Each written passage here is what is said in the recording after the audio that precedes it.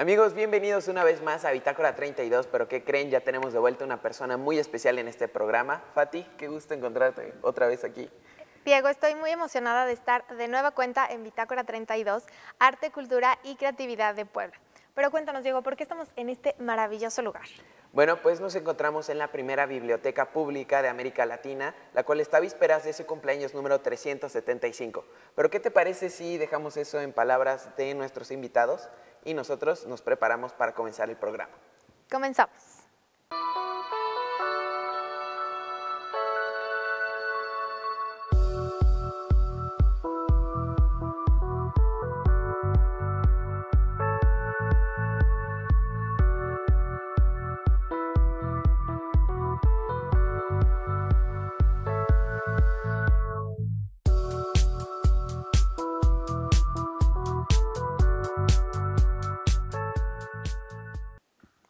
Nos encontramos con Adán Juárez, colaborador de Museos Puebla, quien nos dará un breve recorrido por los pasillos de la Biblioteca Palafoxiana. ¿Cómo estás, Adán? Muy bien, ¿y tú? Bien, muchas gracias. Excelente. Adán, mucho se habla de este maravilloso lugar, un espacio vivo y funcional que resguarda una gran historia. Pero me gustaría comenzar la entrevista preguntándote qué es la Biblioteca Palafoxiana, cómo está distribuida y qué podemos encontrar en las instalaciones.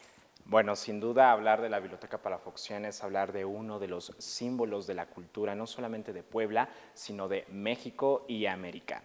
Fundada el 5 de septiembre de 1646 por el noveno obispo don Juan de Palafox y Mendoza, esta nace como la primera biblioteca pública de América Latina. Hago un paréntesis. Al día de hoy sigue siendo un espacio vivo y es un espacio en el cual obviamente los investigadores y toda aquella persona que desee saber o tener conocimiento de los libros que aquí se albergan lo pueden hacer.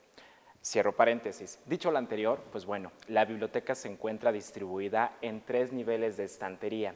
Los 2 primeros son del siglo XVIII y el tercero es un agregado del siglo XIX, en maderas de lo que es cedro, ayacahuite, polocote, y en esos 3 niveles vamos a encontrar distribuidos un poco más de 40,000 volúmenes de libros. En términos generales, nosotros podríamos hablar de su distribución en un sentido propiamente significativo.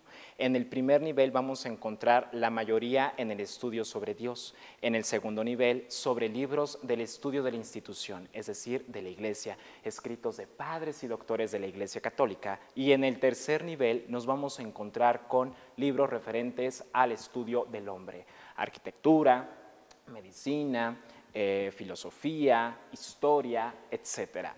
En esos 375 años nos llena de gran júbilo precisamente el que nosotros podamos disfrutar de este recinto y en particular que a pesar de que Puebla ha sido una ciudad de batallas, una ciudad sísmica, pues gracias a todo el equipo que lo conforma, también a todos esos entes anónimos como sus directores, todo el personal como guías, toda la gente que lo compone, bueno, pues es que también es gracias a todos ellos que podemos disfrutar de este maravilloso recinto.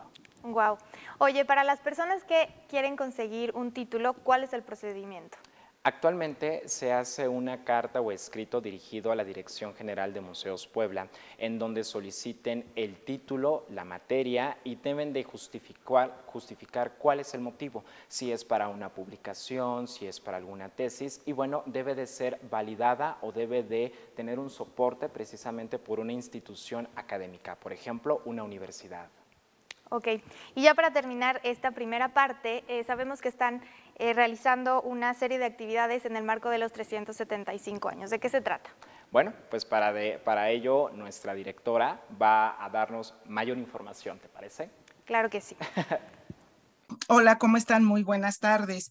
Pues mi nombre es María del Pilar Pacheco Zamudio y soy directora de la Biblioteca Palafoxiana. La verdad es de que estamos contentos y al mismo tiempo, pues bueno, entusiasmados con la gran responsabilidad de dar a conocer a Puebla, a México y al mundo las actividades académicas que estamos planeando, desarrollando y que pretendemos desarrollar el resto del año en la Biblioteca Palafoxiana. El objetivo de todas estas actividades académicas que estamos programando está encaminado a que el público que asista o que nos vea a través de las redes sociales es de que sepa que la Biblioteca Palafoxiana, como lo habías mencionado, no solamente es la biblioteca pública más antigua de América Latina, sino que también al mismo tiempo ha sido coronada por diferentes organismos, por ejemplo, un decreto presidencial que la nombra en el 1981 como monumento histórico, o la UNESCO que la nombró o la registró como memoria del mundo. Esto por su riqueza de su acervo bibliográfico, por la magnitud, por conservar su organización original, por tener un sistema bibliotecario a la vanguardia desde el siglo XVIII. Entonces, celebrar los 375 años de una biblioteca que, salvo pequeñas intermitencias, siempre ha funcionado como biblioteca pública, como sala de lectura en algún momento, pues por supuesto que nos llena de gran orgullo. Lo primero que vamos a hacer a partir de la próxima semana, del martes 7 de septiembre, es abrir al público una exposición que muestra las joyas de la biblioteca en 3 módulos. La exposición se llama la Biblioteca Palafoxiana, 375 años de Puebla al mundo. Y tiene 3 partes que tiene por objeto contextualizar la parte educativa y cultural de Puebla. La segunda está encaminada a mostrar lo que le hemos llamado los saberes de la biblioteca, o sea, toda aquella riqueza del desarrollo científico y cultural que tuvo la biblioteca en su momento. Y el tercer módulo de la exposición está encaminado a mostrar las piezas, parte de las piezas más bellas que tiene la biblioteca, que son muchísimas, y a esa le hemos llamado el libro como objeto. Entonces ahí estamos mostrando libros atractivos, muy atractivos. La verdad que fue bastante complejo porque tenemos más de 33,000 títulos y elegir todo ha sido bastante complicado. Bueno, esa es la exposición que va a estar abierta al público del 7 de septiembre al 31 de diciembre de este año. Al mismo tiempo, en cada uno de los meses, septiembre, octubre y noviembre, vamos a tener conversatorios con expertos académicos que van a hablar en septiembre sobre la educación en la Puebla virreinal. En octubre tenemos planeado diferentes científicos que nos van a hablar de los saberes de la Biblioteca Palafoxiana, y en noviembre el tercer conversatorio está encaminado a hablar de la riqueza de artística, científica, ¿no?, de los libros que tiene la biblioteca, destacando pues sus grabados, sus ilustraciones, sus encuadernaciones, y hablar de la imprenta y de la biblioteca en general. Y pretendemos cerrar nuestra celebración de aniversario en el mes de diciembre con un concierto de guitarra antigua y laúd para coronar precisamente todas estas actividades. La verdad es de que la alegría que tenemos los que trabajamos, los que tenemos el honor y el privilegio y la gran responsabilidad de trabajar en la Biblioteca Palafoxiana, nos encantará que nos puedan acompañar. Dadas las condiciones sanitarias, los conversatorios obviamente tendrán que ser de acceso restringido, porque debemos de tener mucho cuidado con el tema sanitario, pero ya a través de las redes sociales y a través de la página de la Secretaría de Cultura podrán conocer los días precisos y los horarios para que nos puedan acompañar. Es alrededor del tercer jueves de cada mes. Y después ya les haremos saber también la fecha del concierto.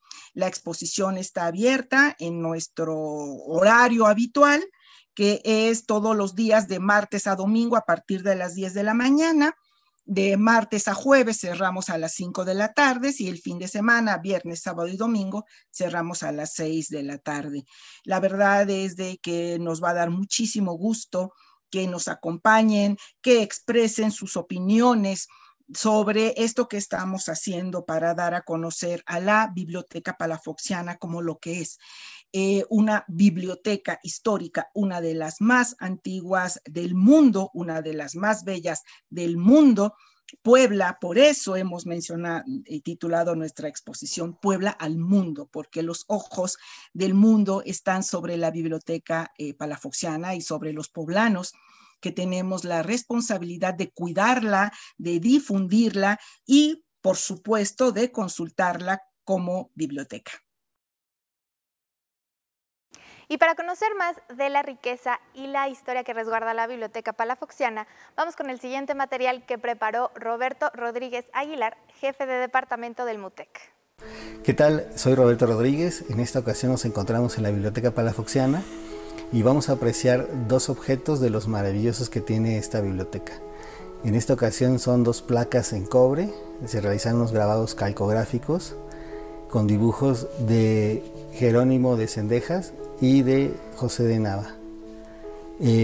José de Nava fue un grabador poblano. Él desarrolló su obra básicamente a mediados del siglo XVIII, donde sus temas eran muy variados, que van desde la ilustración científica, temas religiosos y también pues temas profanos. En esta ocasión estas placas son tituladas Mapa de la suntuosa Biblioteca Palafoxiana del insigne Seminario de Puebla de Los Ángeles. Son placas desarrolladas con la técnica de calcografía. En una de las placas podemos observar la parte final de la biblioteca, donde se encuentra el retablo, que es la parte oriente, y a su vez tenemos la otra vista de la biblioteca, donde está la figura de Juan de Palafox de Mendoza. Bueno, estas placas desarrolladas en calcografía es una técnica, hay dos vertientes para hacerla, que puede ser de una manera física directa, que son con buriles y con una punta afilada, de ahí se denomina punta seca, o también pueden desarrollarse utilizando algún mordiente, como algún ácido o percloruro de hierro. Lo que se hace en la técnica de punta seca o de buril es trazar el dibujo y ir tallando prácticamente con estas herramientas lo que es la placa. En el caso del aguafuerte, que vendría a ser una técnica también de calcografía, lo que hacemos es poner un barniz a base de cera sobre la placa previamente desengrasada y de ahí ir rayando prácticamente con otro punzón todo el barniz.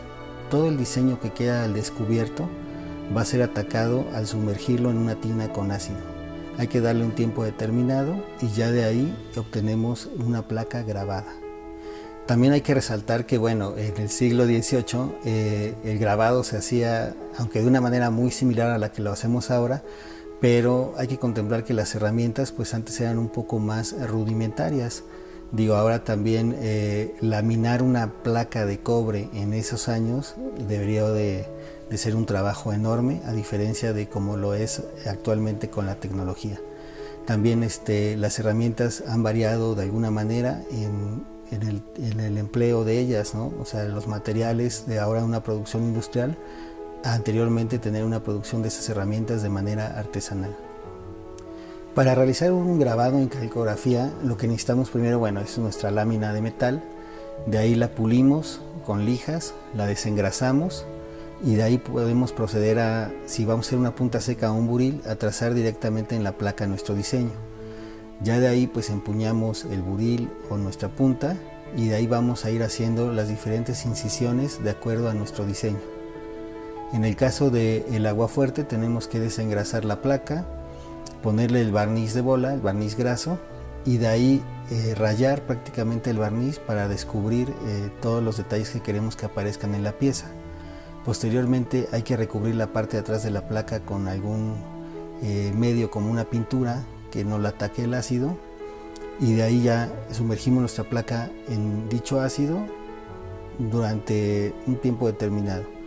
Ya de ahí podemos retirar el barniz, entintamos la superficie y es muy importante poner ya en nuestro tórculo un papel húmedo sobre la placa, el cual será el que reciba la tinta a base de la presión de los dos rodillos. También hay que recordar, como observamos en las placas que ahora tenemos aquí, que todo el texto que nosotros vayamos a colocar debe de ponerse de manera reflejada, es decir, las letras invertidas, porque a la hora de la impresión, si lo hiciéramos de la manera derecha, digamos, de colocarlo como lo leeríamos, saldrían invertidas las letras. Es por eso que todo el texto o numerales que aparecen en las placas siempre aparecen de una manera invertida.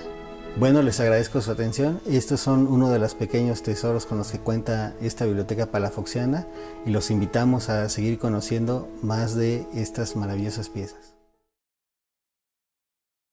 Amigos, ya estamos de regreso y nos encontramos en la recta final del programa.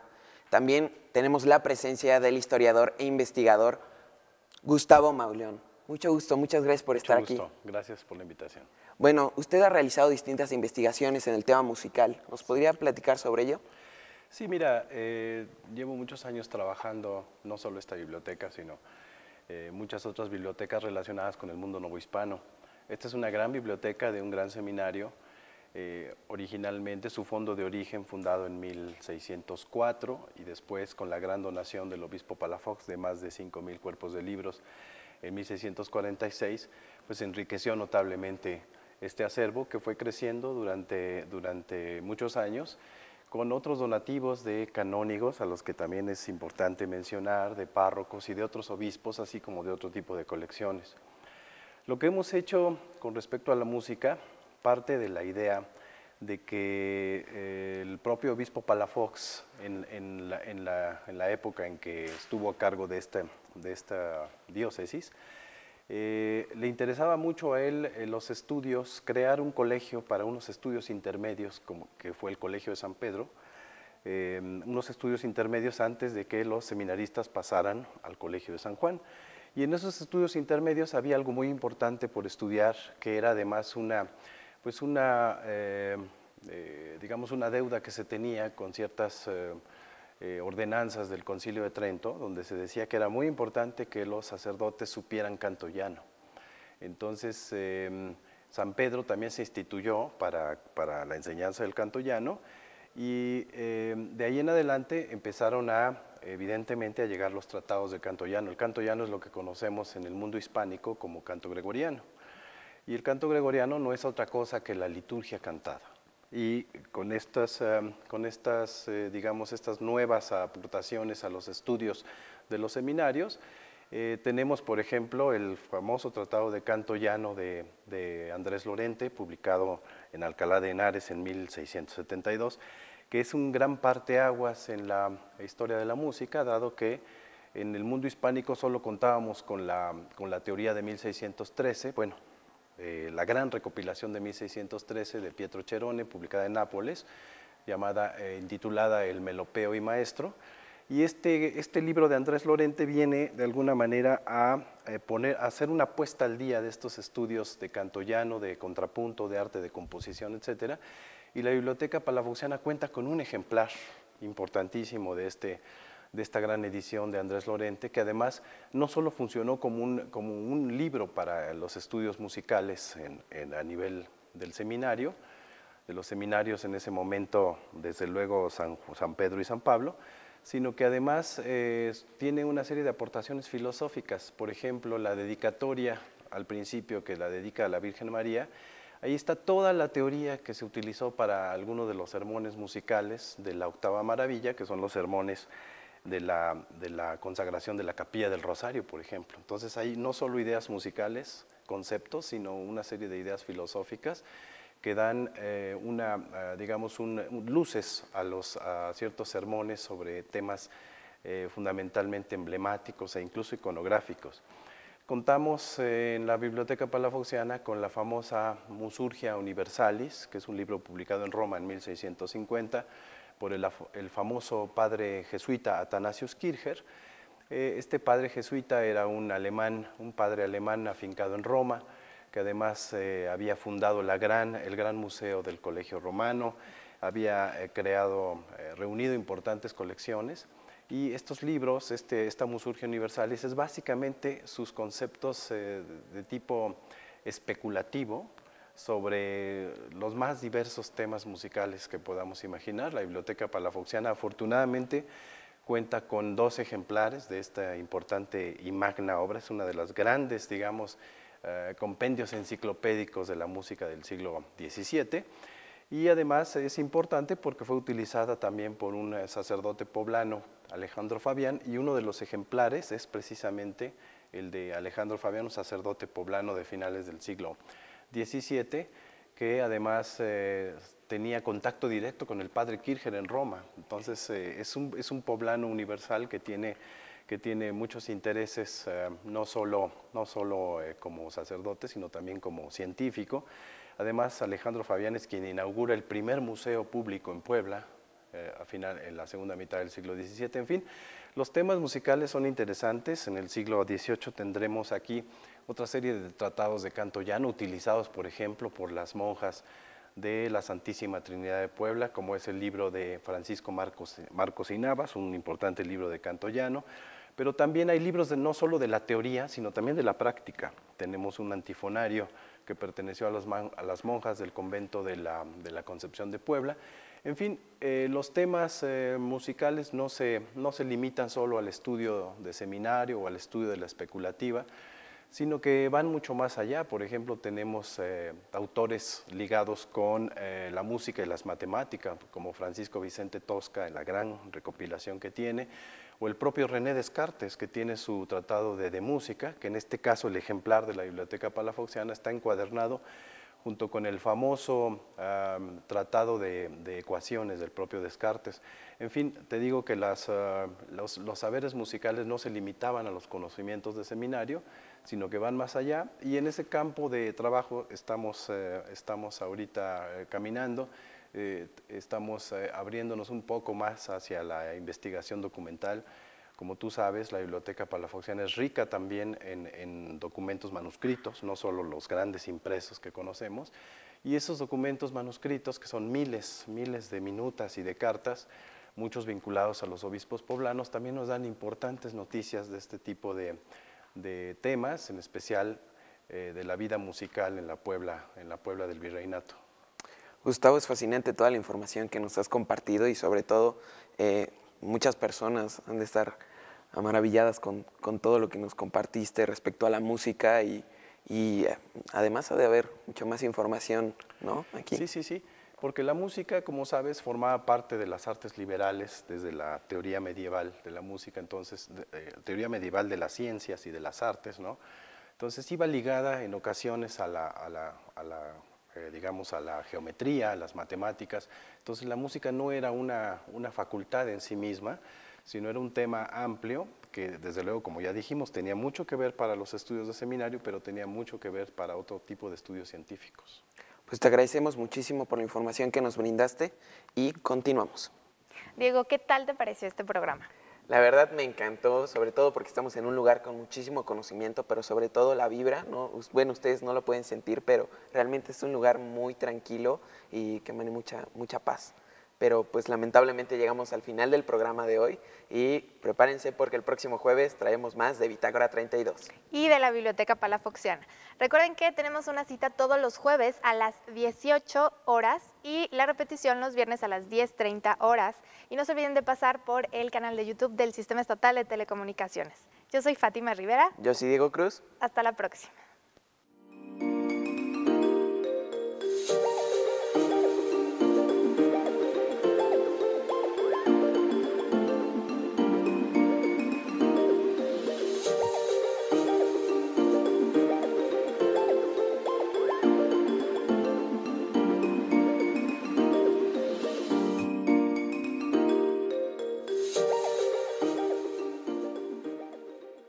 Gobierno de Puebla, un gobierno que siente y piensa como la gente. Tienes ganas de Puebla.